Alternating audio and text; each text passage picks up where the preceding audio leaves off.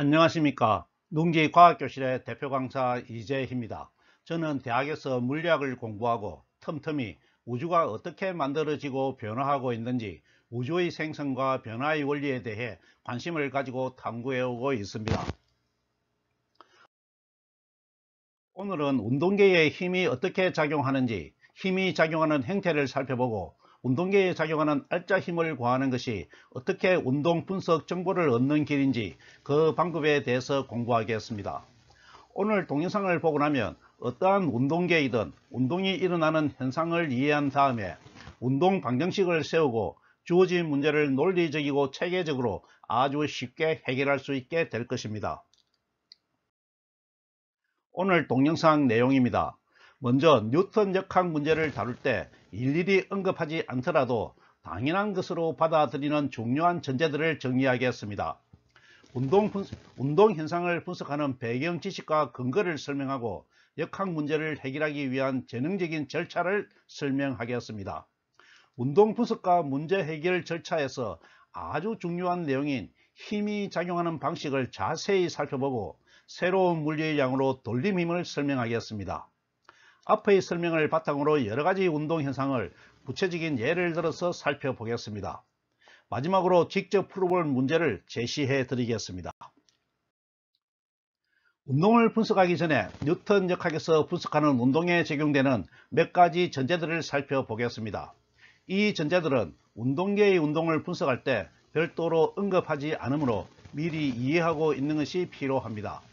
먼저 분석하는 운동이 일어나는 환경이 절대 공간과 절대 시간이라는 것입니다. 그러므로 여러가지 운동계와 기준계에 적용되는 시간은 모두 같습니다. 절대 시간이니까요. 변이의 크기도 절대 공간이므로 운동계나 기준계에 따라 변하지가 않습니다. 두 번째로 특별한 언급이 없으면 분석하는 운동계는 지구 표준 기준계에서 운동을 기술하고 있다는 것입니다. 그러므로 물리량을 표시할 때 운동계만 첨자로 표시하고 기준계인 지구는 표시하지 않습니다. 만약 운동계가 하나이면 운동계를 표시하는 첨자도 필요하지 않겠죠. 그렇지만 상대 물리량은 당연히 기준계와 운동계를 나타내는 아래 첨자를 붙여서 기준계와 운동계를 명확하게 구분하여야 합니다. 표준 기준계에서 운동을 기술할 때 설정하는 좌표계는 표준 지구의 질량 중심점을 좌표계의 원점으로 정합니다. 모든 운동계는 지구 중력장 안에서 일어나므로 지구 중력장 안에 있으므로 항상 지구 중력을 받고 있습니다. 그러므로 운동계를 분석할 때는 반드시 지구 중력을 반영하여야 합니다. 운동계의 중력을 반영할 때는 중력의 작용점은 운동계의 질량 중심점이 됩니다. 지구 중력 가속도는 9.8m/s 제곱을 일정하게 적용합니다. 또 특별한 언급이 없으면 운동계를 비롯한 모든 계는 변형이 일어나지 않는 강체로 가정합니다. 여러가지 전제가 이해가 되시죠? 위에서 설명한 지구 표준 기준계나 질량 중심점, 지구 중력이 일정한 원리 등은 건장 강의를 참고하기 바랍니다. 지금부터는 이런 전제를 가지고 뉴턴 역학의 운동을 분석해 보겠습니다. 먼저 운동계의 설정입니다. 고전 역학에서 분석하는 모든 운동 현상은 만유 인력을 힘의 근원으로 하므로 질량을 가지고 있는 질량체에서 일어납니다. 전기력에 의한 운동 분석도 전하 운반체의 질량을 근거로 F=ma의 m을 기준으로 분석하지요. 그런데 모든 물질은 원자로 구성되어 있으므로 질량체의 질량은 질량체를 구성하는 원자의 질량을 모두 더한 것과 같아집니다. 원자의 크기는 10의 -10선 규모의 옹스트롬 단위로 아주 작으므로 거시세계의 규모에서는 질량체에 균질하게 분포한다고 건사할 수가 있고, 균질하게 분포되어 있는 질량의 질량 중심점은 쉽게 구할 수가 있습니다. 그러므로 운동계를 구성하는 질량체는 운동계에 균질하게 분포되어 있는 모든 질량이 질량 중심점에 모여 있는 가상의 질량 중심점 질량으로 취급합니다. 질량 중심점에 대해서는 앞에서 말씀드린 대로 건장 강의를 꼭 참고하기 바랍니다. 뉴턴 역학에서 운동계의 운동을 분석하여 얻는 정보는 운동계의 위치 정보, 속도 정보, 가속도 정보입니다. 그렇게 많은 정보가 아니죠. 이해가 되시죠? 가속도는 시간에 대한 속도의 변화율이므로 가속도를 알면 평균 가속도를 구하는 시 A 에버리지는 델타 V 나누기 델타 T나 순간 가속도를 구하는 미분식 A는 dV dt에 의해 속도를 구할 수가 있습니다. 속도는 시간에 대한 위치의 변화율이므로 속도를 구하면 평균 속도식 A 에버리지는 델타 S 나누기 델타 T나 순간 속도식 V 이꼴 ds dt에 의해 위치 정보까지 구할 수가 있습니다. 그러므로 운동계의 가속도를 구하면 속도와 위치까지 구할 수 있게 되는데 운동계의 가속도는 뉴턴의 운동 법칙에 따라서 구할 수가 있습니다. 뉴턴의 가속도 법칙에 의하면 운동계에 알짜 힘이 작용하면 운동계를 가속시킵니다. 운동계의 운동 상태를 변경시키는 가속도는 운동계에 작용하는 힘의 크기에 비례하고 운동계의 질량에 반비례한다는 것이 뉴턴에 의해 밝혀졌고, 뉴턴은 이 법칙을 수식으로 표현하고 비례상수를 1로 두어서 등식 F 이꼴 ma의 운동 방정식을 만들어내고 힘의 단위를 새롭게 정의하였습니다. 뉴턴의 운동 법칙에 대해서는 건강 강의를 참고하시고요. 그러므로 운동을 분석하기 위해 가속도를 구하려면 계에 작용하는 힘을 구하여야 합니다. F 이꼴 ma에서 F를 구하여야 하지요. 결론적으로 운동계에 작용하는 힘을 구하면 가속도, 속도, 위치 등 듣고자 하는 모든 운동 정보를 수학을 이용한 계산만으로 구할 수가 있게 되므로 운동 분석을 한다는 것은 운동계에 작용하는 힘을 구하는 것과 같아집니다. 그래서 운동 분석이 되면 고전적학 문제풀이는 아주 기계적인 과정으로 해결할 수가 있게 됩니다. 지금부터는 운동을 분석하는 순서에 대해서 살펴보겠습니다. 운동 분석을 하기 위해서 제일 먼저 해야 하는 것은 분석하는 운동 현상이 실제로 가능한지 판단하는 것입니다. 이 과정을 통해 운동계의 운동 현상을 이해할 수가 있고 말로 설명할 수가 있게 됩니다. 이 과정에서 알고 있는 모든 지식을 활용하지요. 이 과정은 문제 해결에서 50% 이상의 큰 비중을 차지하므로 완전히 이해가 될 때까지 시간을 아끼지 말고 분석하여야 합니다. 실제로 이 과정을 마치고 나면 문제를 푸는 과정이 눈에 선하게 보이게 됩니다. 문제 분석과 이해 과정에서 현상에 작용하는 모든 힘을 찾아내어 필요하면 화살표 벡터로 표시합니다. 현상에 대한 이해는 그림으로 그리는 것이 문제를 푸는 데 크게 도움이 됩니다. 현상에 대한 이해가 되면 문제를 풀기 위해 알맞은 운동계를 설정합니다. 운동계를 정할 때는 문제에 맞추어 문제를 해결할 수 있도록 정하는 것이 중요하지요. 운동계가 정해지면 좌표계를 설정하고 운동계에 나타나거나 적용된 현상을 수식으로 표현합니다. 좌표계를 정하는 이유는 공간에 수를 부여하기 위해서입니다. 수식 표현 단계에서 운동계에 작용하는 알짜 힘이 있는 경우 운동 방정식을 세우고 F 이꼴 ma죠. 알짜 힘이 0이면 정지에 있는 것으로 판단하면 되겠습니다. 필요하다면 찾아낸 힘은 수직 방향과 수평 방향으로 분할하여 따로 계산하고 마지막에 다시 합치는 방법으로 할 수도 있습니다. 수식을 풀어 문제를 해결하는 수학은 기본적으로 연립 방정식을 푸는 것이므로 수식에 포함된 미수 개수만큼 방정식을 구하여야 합니다. 물론 연립 방정식 풀이에 대해서는 미리 잘 공부해 두어야 하겠죠. 수식이 완성되면 수식을 계산하여 답을 구합니다. 문제를 푸는 절차가 이해가 되시죠? 고전역학 문제는 1단계 문제의 분석과 이해, 2단계 관련 수식의 수립, 3단계 수식 계산으로 요약되는데 분석 단계가 50% 이상의 비중을 가지고 수식을 수립하는 것이 30% 정도, 계산이 20% 미만의 비중을 가진다고 하겠습니다. 그러므로 문제를 분석하고 이해하는 데 시간을 아끼지 않아야 합니다. 위에서 설명한 지구 표준 기준계나 질량 중심점 등은 권장 강의를 참고하기 바랍니다. 지금부터는 힘이 작용하는 방식에 대해 살펴보겠습니다. 힘이 작용할 때 적용되는 근본 법칙은 뉴턴에 의해 발견되고 정립되었지요. 힘은 단독으로 작용하지 않고 힘을 작용하는 주체와 객체 사이에 상호작용하고 반작용한다는 법칙입니다. 그래서 힘의 요소를 주체와 객체를 더하여 5가지로 설명하였지요. 우주가 빅뱅 이후에 작용하는 만유 인력과 전기력은 작용과 반작용을 구분하기가 어렵지만 파생힘은 어떤 힘이 작용하는 힘이고 어떤 힘이 반작용하는 힘인지 쉽게 구분할 수가 있습니다.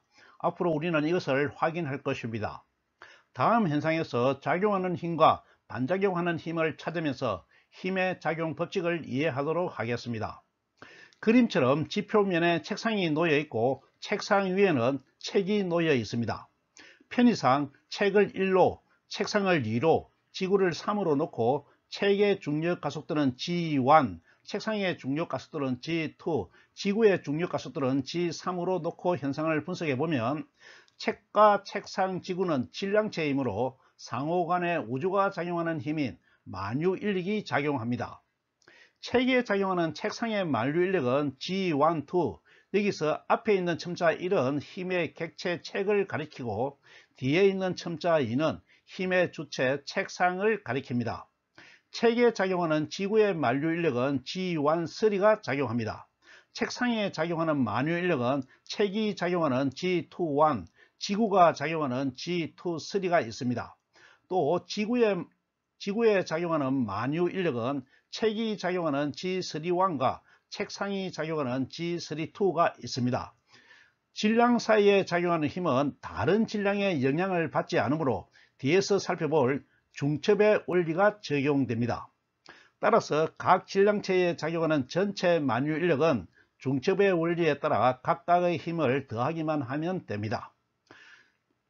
각각의 질량체에 작용하는 힘이 이해가 되시죠? 각각의 질량체는 만유 인력을 받는 만큼 가속되어야 하지만 F = ma니까요. 그런데 현상은 정지에 있습니다. 각 질량체가 만유 인력에도 불구하고 정지에 있는 것은 각 질량체에 작용하는 파생 힘이 중력을 상쇄하여 힘의 평형을 유지하기 때문입니다. 지금부터는 전체 계에 힘이 작용하는 현상을 분석하고 파생 힘을 찾아서 힘의 평형이 어떻게 이루어지는지 살펴보도록 하겠습니다. 전체 계에 대한 현상을 이해하기 위해 먼저 파생 힘이 작용하는 법칙을 살펴보겠습니다. 개가 힘을 받으면 운동을 하여야 하는데 다른 개에 의해 운동을 방해받으면 힘을 받은 운동개는 운동을 방해한 개에 누르는 힘을 작용합니다. 이때 작용하는 누르는 힘의 크기는 방해받은 운동의 크기에 의해 결정됩니다. 또 누르는 힘의 방향은 방해받은 운동의 방향이 됩니다. 예를 들어 정지에 있는 운동개가 힘을 받았지만 다른 개에 의해 방해를 받아 전혀 움직이지 못하면 운동개가 받은 힘 전부를 방해한 개에 누르는 힘으로 작용합니다. 이해가 되시죠? 또 운동하는 개가 다른 개에 의해 운동을 방해받으면 운동을 받은 양, 즉 운동량의 변화 델타 P만큼 누르는 힘을 작용합니다. 개에 누르는 힘을 작용하면 누르는 힘은 방해한 개의 수지 항력에 의해 상쇄되어 평형을 이룹니다. 만약 운동을 방해한 개가 강체가 아니고 변형이 일어나는 탄성체라면 탄성력에 의해 누르는 힘이 상쇄됩니다. 정지에 있는 개는 전체를 하나의 개로 보면 책과 책상, 지구를 하나의 개로 보는 것이죠. 상호간에 작용한 힘은 모두 내리기 되므로 알짜 힘이 없어서 정지에 있는 것으로 바로 이해할 수 있습니다. 내리기에 대해서는 뒤에서 살펴보겠습니다. 지금부터는 파생힘의 작용 원리에 따라 지구와 책상과 책에 작용하는 각각의 파생힘을 찾아서 힘의 평형이 이루어지는 현상을 자세히 살펴보겠습니다. 개에 작용하는 힘 관계를 분석하는 것은 아주 까다로운 과정입니다. 파생힘이 발생하는 조건에 대해서 잘 이해하고 있어야 하고 힘과 힘 사이의 관계를 따지는 것은 세심한 사고력을 필요로 합니다.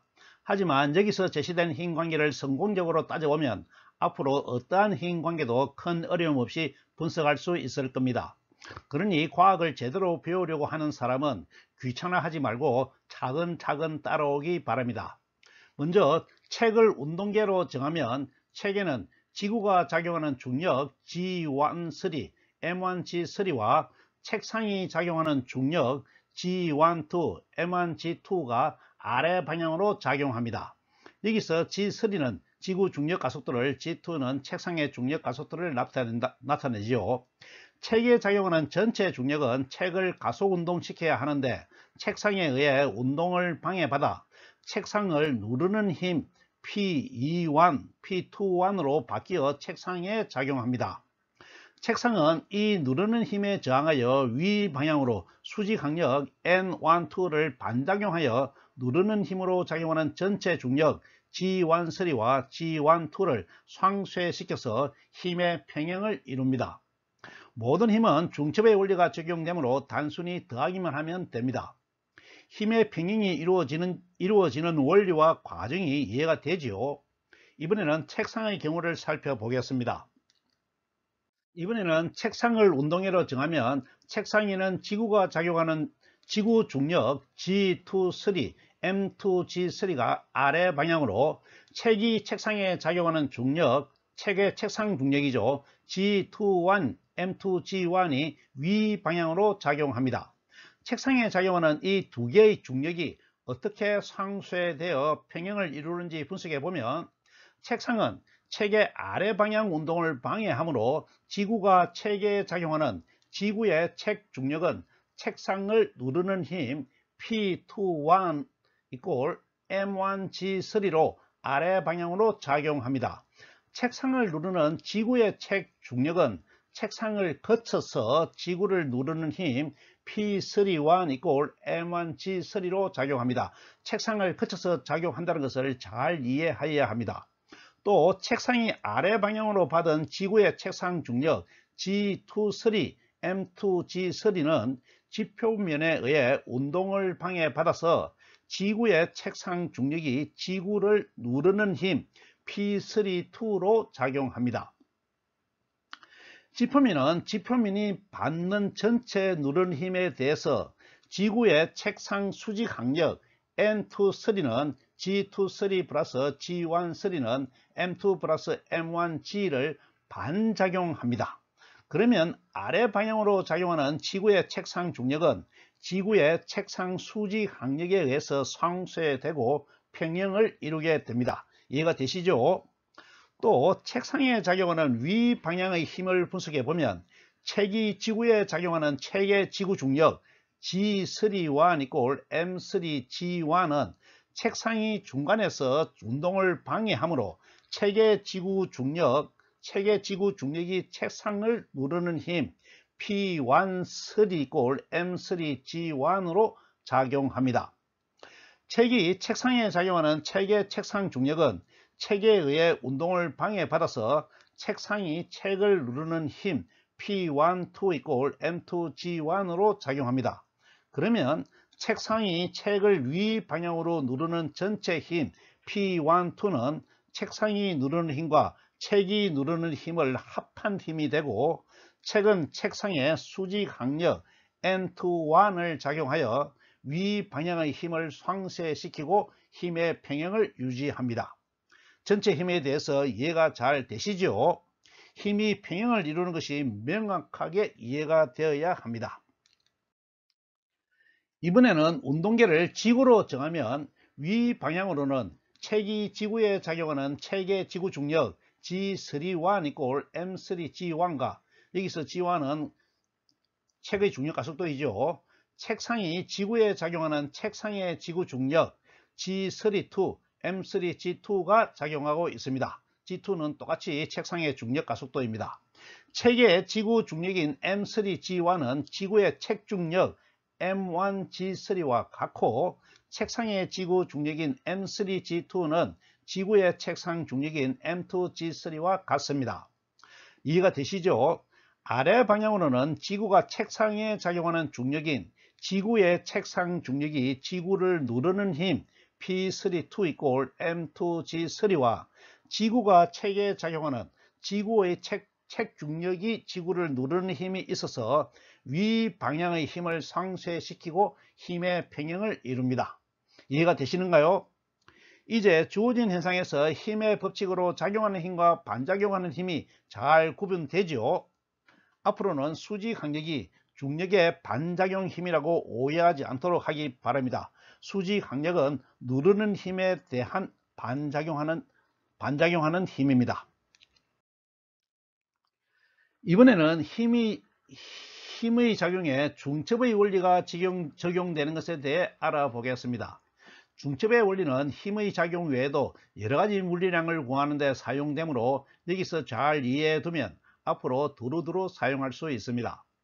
중첩의 원리를 일반적으로 표현하면 주어진 개에서 특정한 물리량의 크기를 구할 때 여기서는 개에 작용하는 힘이 되겠습니다. 구하는 물리량이 개에 여러 개 작용하는 경우에 전체 물리량은 작용하는 물리량을 단순하게 더하기만 하면 된다는 것입니다. 수학에 덧셈 연산을 적용하여 더하면 된다는 것이죠. Q 토탈은 시그마 I 꼴 시그마 I QI인 것입니다. 힘의 경우를 수식으로 표현하면 F 토탈은 시그마 I FI로 F1 플러스 F2 플러스 F3 등등으로 이어지면 되겠습니다. 이 중첩의 원리는 알짜 힘을 구할 때 사용하지요. 중첩의 원리가 덧셈이므로 쉬워 보이지만 중요한 것은 중첩의 원리가 가지는 의미를 이해하는 것입니다. 어떤 물리량에서 중첩의 원리가 적용된다는 것은 각각의 물리량의 근원은 상호 독립적이고 배타적으로 작용하는 자연의 원리를 이해하는 것이 중요합니다. 각각 배타적이고 독립적으로 작용한다는 것이죠. 각각의 근원은 다른 근원에 전혀 영향을 끼치지도 않고 영향을 받지도 않는다는 것입니다. 이해가 되어야 합니다. 나는 내 일만 할 뿐 다른 것에는 전혀 신경을 쓰지 않는다 하는 것이죠. 질량이 여러 개 있는 경우나 전하가 여러 개 있는 경우에 각각의 만유인력이나 전기력을 더하면 됩니다. 다른 전하나 다른 질량체에 대해서는 신경을 쓸 필요가 없는 것이죠. 또 모든 파생힘의 작용에도 중첩의 원리가 적용되어 알짜 힘을 쉽게 구할 수가 있습니다. 더하기만 하면 됩니다. 만일 중첩의 원리가 적용되지 않으면 현상이 엄청나게 복잡해지겠죠. 모든 질량체 사이에 상호 힘을 작용하게 되면 아주 복잡한 복잡계가 형성되게 될 것입니다. 수식으로 계산하지 못할 수도 있지만 복잡계는 수식으로 계산하지 못할 수도 있지만 우주의 법칙은 중첩의 원리가 적용되는 경우에 아주 단순하게 계산할 수가 있습니다. 앞으로 여러 현상에서 중첩의 원리가 나타나는 것을 배우게 되는데 양자역학에서도 양자의 움직임에 중첩의 원리가 나타나는 것을 배우게 될 것입니다. 지금부터는 운동계에 외력이 어떻게 작용하는지 외력의 작용 형태에 대해서 살펴보겠습니다. 운동계는 자신에게 힘을 작용해도 내력이 되어서 알짜 힘이 0이 되므로 결과적으로 자신에게는 힘을 작용할 수가 없습니다. 그러므로 운동계가 힘을 받기 위해서는 다른 계에 힘을 작용하여 힘을 받은 계가 반작용하는 힘을 운동계가 받아야 합니다. 이해가 되시죠? 운동계가 다른 계에 힘을 작용하지 않으면서 힘을 받기 위해서는 외력을 받아야 합니다. 중력이나 파생힘이 아닌 외력은 생명체나 기계에 의해 운동계에 주어집니다. 질량체의 외력, 질량 중심점에 작용하는 힘이죠. 질량체의 외력이 작용하면 질량체의 외력이 작용하는 형태인 병진힘이 작용하는 형태를 살펴보면 특별한 응급이 없으면 외력은 운동계의 질량 중심점, 실제로는 질량 중심점을 지나는 힘의 작용선에 작용하여서 운동계를 외력의 방향으로 가속도를 만들어서 운동 상태를 변화시킵니다. 그림에서 질량체의 질량 중심점을 지나는 작용선이 있고 작용선의 방향으로 외력 F를 작용하면 힘의 방향으로 가속되어 운동을 하게 되지요. 이같이 질량체 전체가 같은 방향으로 움직이는 것을 같이 움직인다는 것이죠. 병진 운동이라 하고 병진 운동을 만드는 힘을 병진힘 또는 간단히 힘이라고 합니다. 이같이 병진힘은 운동계의 질량 중심점에 작용하는 힘인데 힘이 질량 중심점에 작용하지 않으면 회전 운동을 만드는 돌림 힘이 됩니다. 지금부터는 돌림 힘에 대해서 살펴보겠습니다. 외력이 운동계의 질량 중심점이 아닌 곳에 작용하면 회전 운동을 만드는 힘이 되는데, 그림처럼 외력이 질량 중심점을 벗어난 곳에 작용하면 운동계는 질량 중심점을 중심으로 하여 회전 운동을 하게 됩니다. 이같이 회전 운동을 만드는 힘을 돌림 힘, 영어로는 토크라고 구분하겠습니다. 토크는 벡터 물리량으로 기호는 그리스 문자 타우를 사용하고 크기는 질량 중심점과 외력의 작용점까지의 팔의 길이 벡터 r과 외력 F의 외적으로 구합니다. 돌림힘의 크기는 Rf sin 세타로 팔의 길이와 힘의 크기에 비례하고, 팔과 힘의 사이각이 직각일 때 사인값이 최대값 1이 되므로 최대가 됩니다. 돌림힘의 방향은 외적의 계산법에 따라 오른손 법칙을 적용한 회전축의 방향이 되겠습니다. 벡터의 외적에 대해서는 권장 강의를 꼭 참고하기 바랍니다. 돌림힘은 생활 속에서 많이 경험하는 힘인데, 여기에서는 물리량으로서 잘 이해해 두시기 바랍니다. 돌림힘에 대해서는 강체의 회전 운동을 공부할 때 다시 자세히 다루도록 하겠습니다. 이번에는 병진 힘이 나누어서 작용하는 것을 분석하겠습니다. 그림은 전체 질량이 라지 M인 운동계에 힘 F를 주어서 가속도 A를 만드는 운동 현상을 표시하고 있습니다. 이 현상을 식으로 표시하면 F 이꼴 MA가 되고, 질량체 M을 M1과 M2로 나누면 이 식을 F 이꼴 MA는 M1 플러스 M2A는 M1A 플러스 M2A는 F1 플러스 F2로 바꾸어 쓸 수 있고, M1에는 F1 이꼴 M1A의 힘이, M2에는 F2 이꼴 M2A의 힘이 M1과 M2의 질량 중심점에 작용하는 것으로 분석할 수가 있습니다. 이해가 되시죠? 일반적으로 표현하면 질량체 M을 I개로 나눌 때 작용하는 힘은 F 이꼴 시그마 I MIA로 표현할 수가 있습니다. 질량체에 작용하는 병진 힘은 질량에 비례하여 분할하여 작용한다는 것을 알 수 있습니다. 병진 힘의 질량 배분은 잘 이해하여야 합니다. 이번에는 그림처럼 질량체 M에 외력 F가 작용하여 가속도 A를 만드는 현상에서 질량체를 운동 방향으로 M1, M2, M3로 분할한 경우입니다. 이런 경우에도 전체 외력 F는 질량비로 F1, F2, F3로 분할할 수 있습니다. 식으로 표현하면 F는 MA는 F1 플러스 F2, F3가 되고, 각각의 힘의 크기는 가속도 A를 만드는 힘으로 F1은 M1A, F2는 M2A, F3는 M3A가 되겠습니다. 이 운동 현상은 파생 힘으로도 분석할 수가 있는데요. M1을 운동계로 정하면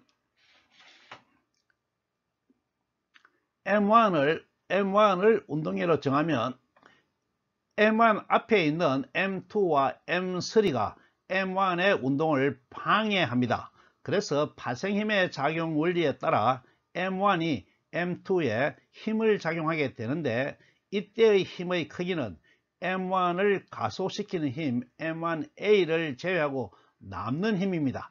즉 방해받은 힘의 크기이죠. 그런데 M2는 힘을 받았으므로 M1에 같은 크기의 힘을 반작용합니다. 그 결과 M1에 작용하는 R자 힘은 M1A가 되어 현상과 일치하게 되는 것이지요. 수식으로 표현해보면 M1이 M2에 작용하는 힘은 F2 플러스 F3입니다. F3입니다. 그러면 M2는 반대 방향으로 똑같이 F2와 F3를 작용하겠죠. 그러면 M1이 작용하는 힘은 전체 F에서 반작용하는 힘 F2와 F3를 빼게 되면 결과적으로 F1만 남게 되어서 M1A가 성립하는 것이죠. 이해가 되시죠? 똑같은 방법으로 M2가 M3에 작용하는 힘은 M2A만큼 남기고, 즉 F2만큼 남기고 F3만 작용합니다. 그러면 F3는 다시 M2에 반작용하는 힘으로 마이너스 F3를 하게 되므로 M2가 받는 힘도 F2만 남게 되죠. 그래서 F2도 M2A가 되게 됩니다. 물론 M3는 M2가 작용한 F3를 받아서 M3A가 되겠죠. 이렇게 M1, M2, M3는 각각 자신에 맞는 힘을 분배받아서 똑같이 가속도 A로 움직이기 때문에 지구 기준계가 봤을 때 똑같은 힘, 똑같은 가속도 A를 받아서 함께 병진 운동하게 되는 것으로 분석이 됩니다. 이해가 되시죠? 지금부터는 여러가지 대표적인 운동 현상을 분석해 보겠습니다. 첫 번째로 힘의 평형 현상입니다. 그림처럼 두 개의 도르래와 세 개의 질량체가 매달려 있으면서 전혀 움직이고 있지 않는 평형 현상입니다. 도르래의 기능에 대해서는 이를 배울 때 다시 배우겠지만 여기서는 고정 도르래가 힘의 방향을 바꾸는 중요한 기능을 한다는 것만 이해하고 가도록 하겠습니다. 먼저 전체 계에 작용하는 힘을 구해보면 세 개의 질량체에는 중력이 작용합니다. M1G와 M2G와 M3G가 작용하지요. 또 질량체가 줄에 묶여 매달려 있으므로 줄에는 장력이 작용합니다. T1과 T2와 T3가 작용합니다. 전체 계가 정지해 있으므로 모든 계의 알짜 힘은 0입니다. F넷은 0이죠. M1만 운동계로 설정해 보면 M1도 정지해 있으므로 M1에 작용하는 중력 M1G와 M1에 작용하는 장력 T가 크기가 같고 M2에 작용하는 중력과 장력이 크기가 같고 M3도 중력과 장력이 같습니다. 그리고 줄에 작용하는 장력은 같은 줄에서는 같은 크기로 작용하므로 T1과 ET1은 같고 ET2와 ET2도 같습니다. 그리고 T3와 T3도 같으므로 이 점에서는 T1과 T2와 T3가 평형을 이루고 있습니다. 운동 현상을 분석하기 위해서 만약 M3가 없다고 가정하면 M1과 M2를 연결하는 선은 수평선을 이루게 될 것이고 M2가 M1보다도 더 무거운 것으로 나타나 있으므로 M1 쪽으로 운동을 하게 될 것입니다. 그런데 M3가 들어오면서 줄을 아래로 당기면서 힘의 평형을 이루었죠. 그때 줄을 아래로 당기는 정도는 M3의 크기에 따라서 세타1과 세타2의 각을 형성하게 될 것입니다. 이렇게 분석하고 이해한 내용을 수식으로 표현해 보면 M3가 걸려있는 점에서 평형 조건을 따지기 위해 모든 힘을 수직 성분과 수평 성분으로 분할하여 평형 조건을 적용하겠습니다. 수평 성분은 T1에서 코사인 성분이므로 M1G 코사인 세타1이 되고 T2에서는 M2G 코사인 세타2가 됩니다. G를 약분하면 M1 코사인 세타1 이꼴 M2 코사인 세타2가 되죠. 그리고 수직 성분을 분석해 보면 T에서 각 세타에 대한 대변의 길이므로 사인 값이 되고 M1G 사인 세타1 플러스 M2G 사인 세타2가 수직 방향의 위 방향으로 작용하는 힘이 됩니다. 그런데 M3에 작용하는 중력이 아래 방향으로 작용하므로 아래 방향의 중력과 위 방향의 수직 성분이 평형을 이루어서 이걸 M3G로 놓을 수가 있습니다. 그러면 G를 약분하여 M1 사인 세타1 플러스 M2 사인 세타2는 M3로 식을 바꿀 수가 있죠. 만약 M1과 M2가 같으면 약분하면 코사인 시타1 이꼴 코사인 시타2가 되므로 시타1과 시타2가 같아집니다. 즉 같은 각으로 중점에서 M3가 걸리게 되겠죠. 우리가 운동을 분석한 내용과 일치합니다. 만약 M2가 M1보다 크다면 M2가 M1보다 크다면 같아야 하므로 M 코사인 시타2가 더 작아져야 됩니다. 그런데 코사인 값은 일사분면에서 각이 클수록 작아지므로 시타2가 시타1보다도 크게 됩니다. 이해가 되시죠? 이 현상에서 우리는 두 개의 식을 만들었습니다. 그런데 미지수가 M1, M2, M3, 시타1, 시타2 5개가 있습니다. 문자수가 5개인 것이죠. 만일 5개의 문자수 중에서 3개가 상수로 주어진다면 나머지 2개는 이 두 식의 연립 방식을 풀어서 구할 수가 있을 것입니다. 모든 물리 문제는 이런 형식으로 주어지지요. 잘 이해하기 바랍니다. 이번에는 종단 속도를 만드는 현상입니다. 종단 속도는 마찰력에 의해 운동계에 작용하는 힘이 상쇄되어 일정한 속도로 운동할 때의 속도를 말합니다. 파생힘에서 살펴본 마찰력은 고체인 운동계와 접촉하고 있는 고체 사이에 작용하는 고체와 고체 사이의 마찰력으로 마찰력의 크기도 F=νn으로 두 개가 정해지면 일정해졌습니다. 여기서 살펴보는 종단 속도를 만드는 마찰력은 운동계의 운동을 방해하는 계가 유체인 경우에 발생하는 마찰력으로 고체와 유체나 또는 유체와 유체 사이의 마찰력입니다. 종단 속도가 만들어지기 위해서는 마찰력이 만들어지는 두 개 중에서 하나의 계가 반드시 유체여야 합니다. 그러므로 종단 속도는 유체 속을 운동하는 운동계가 다다를 수 있는 최종 속도 또는 최고 속도가 됩니다. 유체의 마찰력은 실험에 의해서 운동계의 운동 속도에 비례하거나 속도의 제곱에 비례하는 것으로 확인되었습니다. 운동계의 속도가 빠르지 않으면 속도에 비례하고 속도가 아주 빠르면 속도의 제곱에 비례하는 것이죠. 비례상수는 두 개가 접촉하는 단면적과 유체의 밀도에 의해 결정되므로 두 개가 정해지면 상수로 정해지는 물성이 됩니다. 종단속도 현상으로 대기에 의해 발생하는 마찰력과 종단속도를 살펴보겠습니다. 그림과 같이 질량 M인 운동계 빗방울이라 생각해도 되겠습니다. 질량 M인 운동계가 대기 중에서 낙하하고 있습니다. 운동계는 지구 중력과 지구 중력 mg와 대기력의 마찰력을 받습니다. F=kV죠. 또 크기는 크지 않지만 유체 속에서 부력을 받습니다. ρVg입니다. 운동계의 가속도는 운동계가 받는 세 개의 힘에 의해 결정됩니다. 중력과 부력은 크기가 일정하고 마찰력은 속도 kV이므로 속도에 따라서 증가합니다. 운동계의 속도는 중력에 의해 점점 증가하지요. 그런데 유체의 마찰력도 운동계의 속도에 비례하므로 운동계의 속도가 중력에 의해 점점 증가하게 되면 마찰력도 운동계의 속도에 따라서 증가하게 됩니다. 그래서 운동계의 속도 증가, 즉 가속도는 마찰력이 커지면서 점점 작아지다가 알짜 힘이 0이 되는 지점에서 0이 되고 이때의 운동계의 속도가 더 이상 증가하지 않는 최종 속도, 즉 터미널 벨로시티 종단 속도가 됩니다.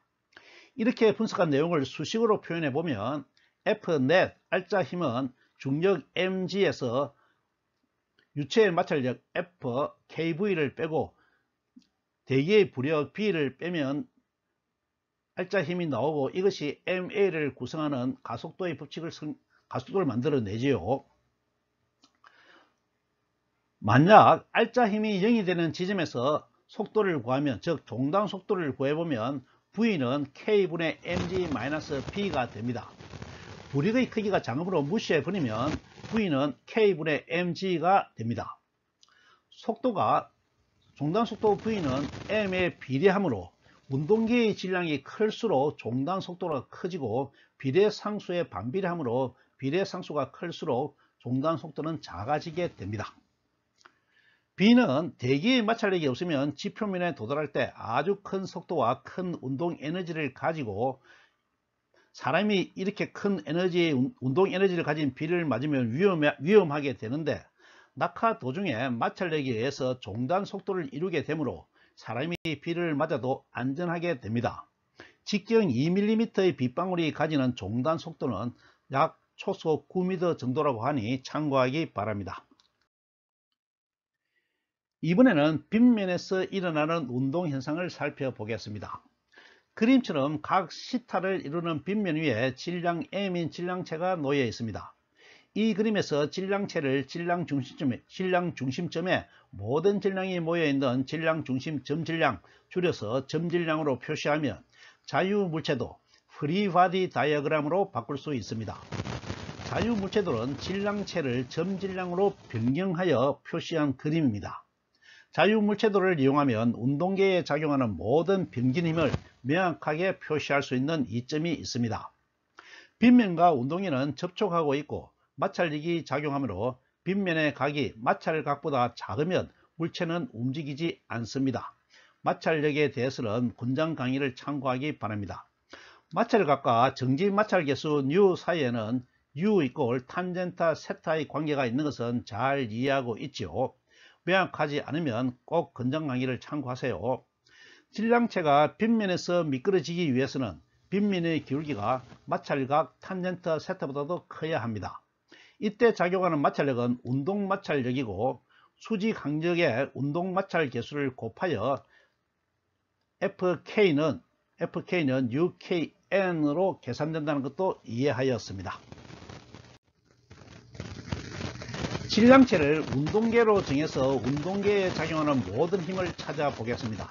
빗면의 기울기가 마찰각보다 큰 경우입니다. 그러므로 질량체는 운동하고 있습니다.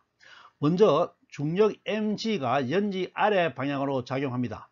이 중력은 빗면을 누르는 힘과 빗면을 내려가는 힘으로 나누어서 작용하지요. 중력을 힘의 작용에 맞추어 분할할 수가 있는데 중력 방향과 누르는 방향의 사이각이 세타이므로 누르는 힘은 mg 코사인 세타의 성분을 가지고 빗면을 내려가는 힘은 mg 사인 세타의 성분을 가집니다. 이해가 되시죠? 앞에서 한번 살펴본 적이 있습니다. 빗면은 강체이므로 누르는 힘에 의해 변형되지 않고 누르는 힘을 수직 항력 N으로 상쇄시킵니다. 수직 항력의 크기는 누르는 힘과 평형을 이루어야 하므로 누르는 힘과 크기가 같은 mg 코사인 세타가 되겠습니다.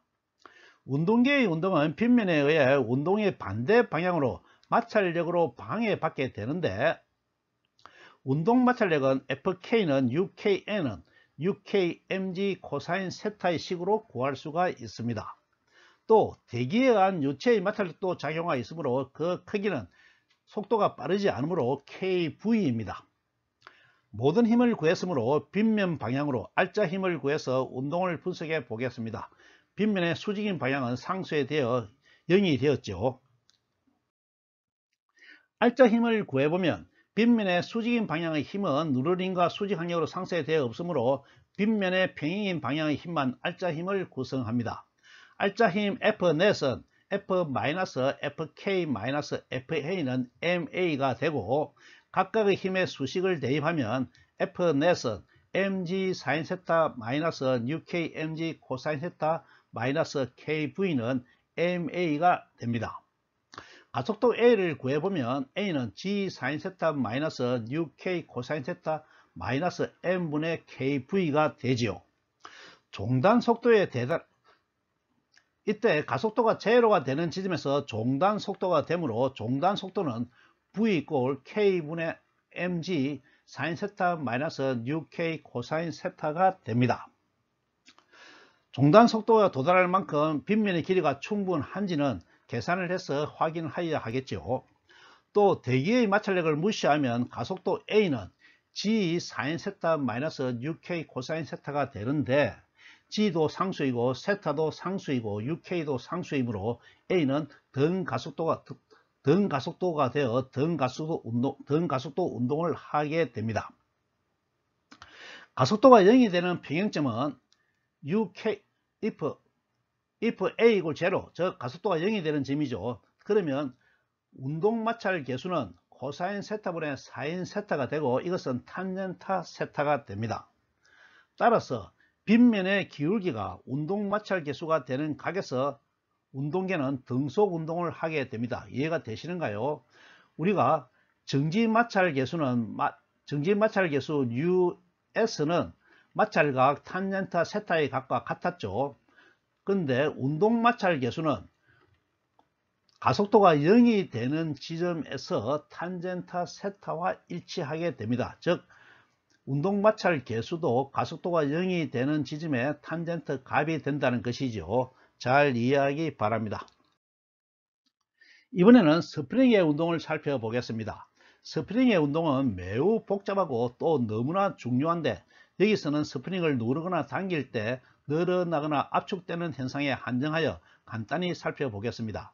스프링에 대해서는 에너지를 배운 다음에 별도로 자세히 살펴볼 예정입니다. 그림처럼 평형을 유지하며 매달려 있는 스프링 상수가 K인 스프링에 질량체 M을 걸었더니 스프링의 길이가 X만큼 늘어났습니다.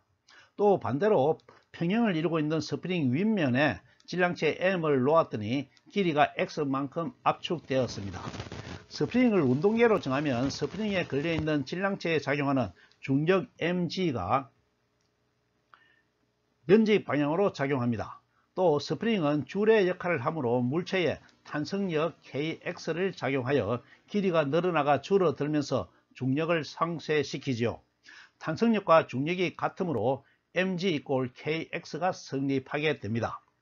스프링 저울은 이 성질을 이용한 것으로 길이나 눈금이 물체의 무게를 나타내도록 설계한 것이죠. 앞에 있는 그림이 스프링 저울이고 뒤에 있는 그림이 눈금 저울의 원리를 나타내고 있습니다. 부족하지만 운동현상 분석의 사례는 이 정도로 끝내고 다른 현상에 대해서는 문제를 풀면서 살펴보도록 하겠습니다. 다음 4가지 문제는 다음 시간에 풀려고 하는데 미리 풀어보시기 바랍니다. 먼저 1번 문제입니다. 그림처럼 지표면에 놓여있는 발판 위에 사람이 서 있고 발판은 움직 도로래에 줄로 고정되어 있습니다. 사람이 움직 도로래와 고정 도로래에 걸려있는 줄을 당겨서 발판을 공중으로 끌어올리려고 합니다. 줄과 도로래의 마찰이나 질량을 무시합니다. 1번 문제입니다. 발판의 질량은 M, 사람의 질량은 스몰 m이라고 할 때 발판을 끌어올리는 데 필요한 최소의 힘을 구하시오. 두 번째 문제입니다. 발판을 끌어올리는 가속도가 1m/s 제곱이 되도록 하는데 필요한 힘은 얼마인지 구하라는 것이죠. 앞에서 설명하였지만 운동계는 자신에게 힘을 작용할 수가 없습니다. 그런데 사람이 자기 자신의 힘을 작용하여 위로 올라가게 하도록 위해서는 줄을 당기고 줄이 반작용으로 자기 자신에게 작용하는 힘을 이용하여서 위로 올라가는 원리입니다. 이해가 되시죠? 한번 풀어보시기 바랍니다. 문제 2번입니다. 그림처럼 마찰이 없는 수평면 위에 물체 B를 놓고 그 위에 물체 A를 얹어 놓았습니다. A의 질량은 2kg, B의 질량은 10kg, A와 B 사이의 정지 마찰 계수는 0.3, 운동 마찰 계수는 0.2, 중력 가속도는 쉽게 계산할 수 있도록 10m/s 제곱을 적용합니다.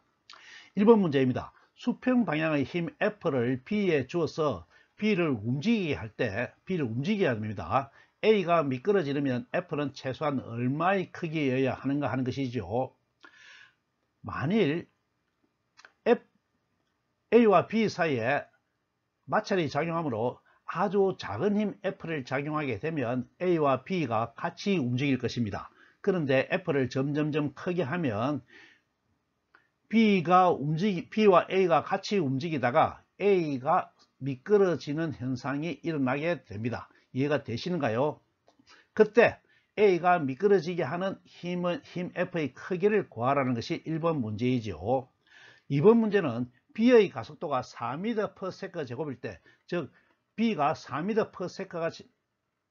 가속도가 4m/s 제곱이 될 수 있도록 힘 F를 가했을 때 B에 대한 A의 가속도, 즉 B가 보았을 때 A의 상대 가속도죠. 상대 가속도를 얼마인가 하는 것을 물어보고 있습니다. 한번 풀어보시기 바랍니다. 세 번째 문제입니다. 그림처럼 수평면 위에 질량 10kg의 물체 B 위에 질량 5kg의 물체 A를 올려 놓았습니다. 물체 A와 B 사이의 물체 B 사이와 물체 B와 수평면 사이의 정지 마찰 계수는 모두 0.2이고 중력 가속도는 10m/s 제곱을 적용합니다. 물체 A와 B를 마찰이 없는 도르래로 연결한 경우 B를 움직이게 하는 최소한의 힘 F는 얼마인가? F를 구하라는 것이지요. 1번 문제와 유사하지만 A가 도르래를 통해서 B에 연결되어 있습니다. B에 힘을 주게 되면 B가 마찰력을 이겨내는 경우에 움직이게 되겠죠. 이때 A도 같이 움직이게 되므로 힘 F를 구해보라는 것입니다. 한번 풀어보시기 바랍니다. 네 번째 문제입니다. 세 개의 대차가 그림처럼 구성되어 있습니다. 대차 A의 질량 MA는 0.3kg이고 B의 질량 MB는 0.2kg이고 C의 질량 MC는 1.5kg입니다.